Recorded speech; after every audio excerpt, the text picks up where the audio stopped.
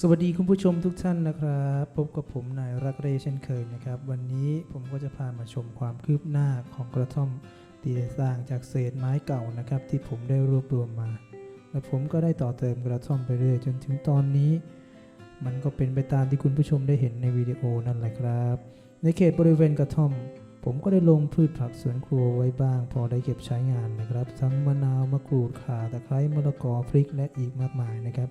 และที่ผมชอบมากที่สุดในสวนนี้ก็คือดอกอัญชันครับ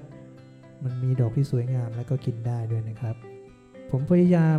จะให้มันเลื้อยไปตามรั้วนะครับเพราะมันสวยดีนะครับตอนแรกนะครับที่ผมทำกระท่อมไว้นั่งเล่นริมสระผมก็แค่อยากได้กระท่อมเฉยๆนะครับต่อมาผมก็ได้เศษไม้เก่ามาเพิ่มผมก็เลยทำผนังและประตูเพิ่มนะครับทำไปทำมารู้สึกว่าขาดห้องน้ำผมก็เลยต่อเติมห้องน้ำขึ้นมาอีกครับและคาดว่ามันก็คงจะทำแบบนี้ไปเรื่อยๆนะครับกระท่อมมันคงจะเปลี่ยนแปลงไปเรื่อยนะครับเพราะสรรพสิ่งไม่เคยหยุดนิ่งนะครับวิดีโอนี้ทำให้เห็นตั้งแต่ขั้นตอนแรกที่เริ่มสร้างกระท่อมจนมาถึงตอนนี้เลยนะครับและผมจะกลับมาอัปเดตกระท่อมให้คุณผู้ชมได้ชมเรื่อยๆเลยกันนะครับ